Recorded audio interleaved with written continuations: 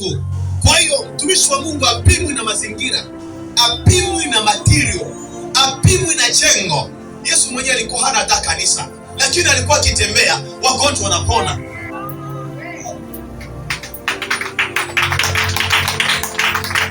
Haleluya!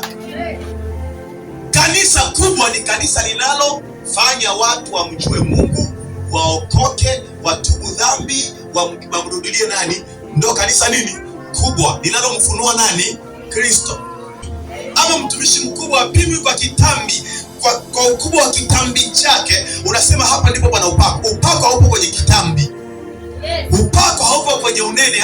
Eti huyu ndio mnene, akisimama hivi hapa pana upako. Hapana, hapana, hapana. Haleluya.